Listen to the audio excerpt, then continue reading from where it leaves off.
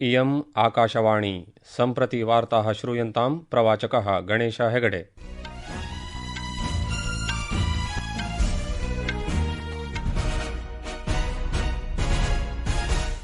आदौ मुख्यवार्ताः। श्वः आरभ्यमाणस्य संसदस्य मानसून सत्रस्य पूर्वं नवदिल्लीनगरे सर्वदलीय संगोष्ठी अभवत्। संसदीय कार्याणां मन्त्री किरेन रिजिजुः अवदत् यत् संसदीय कार्याणां सुचारुरूपेण सञ्चालनाय सर्वकारस्य विपक्षस्य च समन्वयनस्य आवश्यकता वर्तते। प्रधानमन्त्री श्री नरेन्द्र मोदी बुधवासरात् यूके मालदीव देशयोः चतुर्दिवसीय यात्रायाः आरम्भं करिष्यति। वियतनाम देशे हालांग बे इत्यत्र पर्यटकनौकायाः प्रत्यावर्त्य जलमग्नानन्तरं मृतानां संख्या 38 अभवत्। भारतस्य मुरली श्रीशंकरः पोर्तुगाल एथलेटिक् क्रीडायां दीर्घकूर्दनस्य उपाधिं प्राप्तवान्। अपि च बुडापेस्ट नगरे चतुर्थः क्रमाङ्कन मल्लयुद्धशृङ्खलायां भारतेन स्वर्णत्रयसहितं 8 पदकानि प्राप्तानि।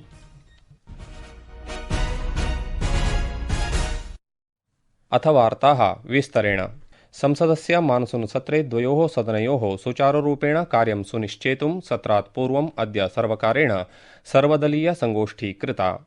सत्रस्य सुचारुरूपेण सञ्चालनार्थं विपक्षदलेभ्यः सहकार्यं प्राप्तुं सर्वकारेण एषा सभा आहूता आसीत्। लोकसभा राज्यसभायाः प्रतिनिधित्वं कुर्वन्तः विभिन्नराजनैतिकदलानां दलनेतारः सभायाम् उपस्थिताः आसन्। केन्द्रीयमन्त्री तथा राज्यसभायां सदनस्य नेता जगत्प्रकाश नड्डा इत्यस्य अध्यक्षतायां संसदीय कार्यमन्त्री किरेन रिजिजुः, संसदीय कार्याणां राज्यमन्त्रिणः अर्जुन राममेघवालः, डॉक्टर एल मुरुगनः च उपस्थिताः आसन्। तदतिरिक्तं कांग्रेस दलात् गौरव गोगोई, प्रमोद तिवारी च, एनसीपी एससीपी तः सुप्रिया सुले, डीएमके तः तिरुचि शिवा, समाजवादी पार्टीतः रामगोपाल यादवः, डीएमके तः टीआर बालू, आप इति दलात् संजय सिंहः च सभायां भागं गृहीतवन्तः। सभायाः अनन्तरं वार्ताहरैः सह भाषणं कुर्वन् संसदीय कार्याणां मन्त्री किरेन रिजिजुः अवदत् यत् संसदीय कार्याणां सुचारुरूपेण सञ्चालनाय सर्वकारस्य विपक्षस्य च समन्वयनस्य आवश्यकता वर्तते। कई अहम मुद्दे हैं जिस पे सब पार्टी ने अपना विचार रखा है कि सदन में चर्चा होना चाहिए, तो हम तो खुले दिल से चर्चा के लिए तैयार है। नियम के तहत और परंपरा के तहत हम चलते हैं। हम नियम और परंपरा को बहुत अहमियत देते हैं, इसलिए हर विषय को चर्चा करेंगे, लेकिन नियम और परंपरा के तहत। सरकार की ओर से हम लोग ने सारा पॉइंट्स नोट किए हैं।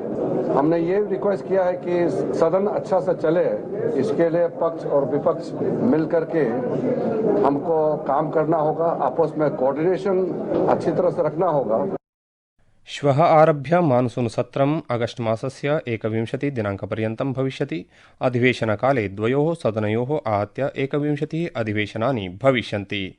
सत्रस्य अवसरे जनविश्वासविधेयकः 20-25, राष्ट्रियक्रीडाशासनविधेयकः 20-25, व्यापारिकनौकायानविधेयकः 20-25 इत्यादिभिः सह महत्त्वपूर्णविधेयकाः चर्चायै पारितार्थं च उपस्थापयितुं शक्यन्ते।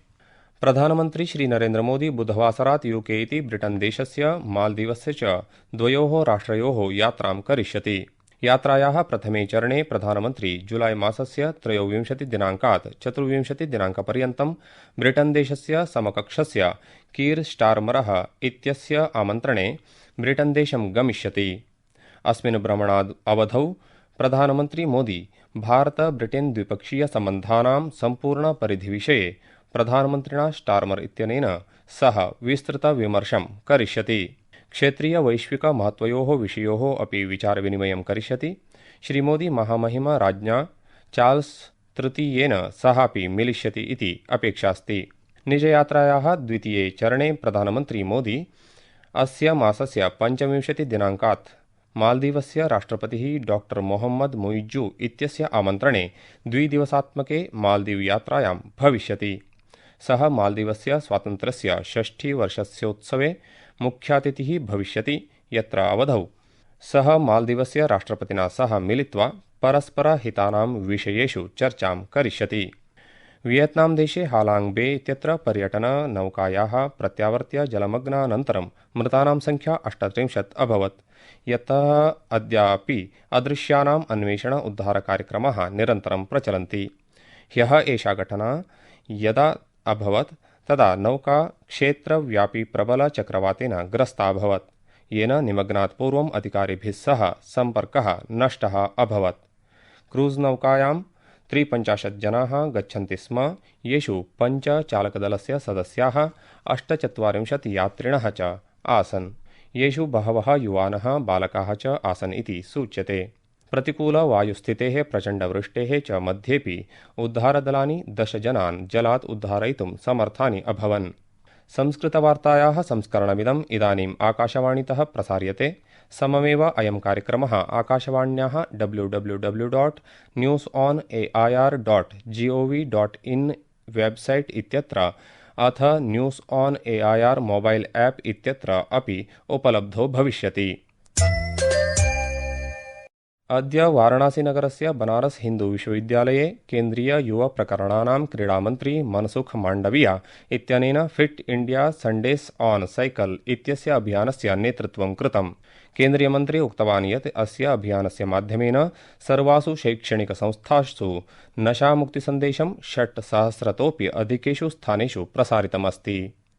आज सारे देश की सभी एजुकेशनल इंस्टीट्यूट ने 6,000 से अधिक स्थानों पर संडे ऑन साइकिल करके नशा मुक्ति का संदेश दिया है। मोदी जी ने फिट इंडिया मूवमेंट चलाई है। संडे ऑन साइकिल के द्वारा देश के युवा फिट रहे, देश के युवा स्वस्थ रहे, देश के युवा देश के लिए काम करे और समृद्ध भारत का निर्माण करे, ये लक्ष्य के साथ हर संडे ऑन साइकिल होती है। अद्य ऐतिहासिकस्य अपोलो 11 मिशन इत्यस्य अभियानस्य स्मरणार्थम् अन्ताराष्ट्रिय चन्द्रमा दिवसः आचर्यते। यद्दिने मनुष्येण प्रथमवारं 1979-तमे वर्षे जुलाई मासस्य 20 दिनाङ्के चन्द्रमसि पदार्पणं कृतम्।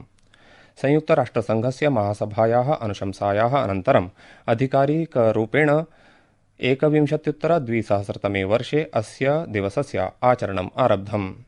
अस्मिन् दिने चन्द्र अन्वेषणस्य वैश्विक उपार्जनानाम् उत्सवः क्रियते। अथ अयं दिवसः अन्ताराष्ट्रियसहकार्यं, स्थायी अन्तरिक्ष अभ्यासं, चन्द्र संसाधनानां शान्तिपूर्ण उपयोगं च प्रवर्धयति। ऐषमः वर्षस्य विषयः एकः चन्द्रः, एका दृष्टिः, एकं भविष्यम् इति। भारतम् एडफेल्कायवैक्स् इति नामकं बहुचरणीयं मलेरिया टीकां विकासयति।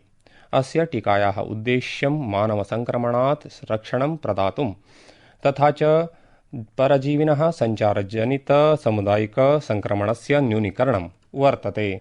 एडफेल्कायवैक्स् इति प्रथमा स्वदेशीया पुनर्संयोजिता काइमेरिक मलेरिया टीका अस्ति, यत् विशेषतया मलेरियायाः अत्यन्तं घातकरूपेण उत्तरदायी परजीवी प्लास्मोडियम फैल्सिपैरस् इति अनयोः द्वयोः महत्वपूर्णयोः चरणयोः लक्ष्यं कर्तुं विनिर्मितं वर्तते।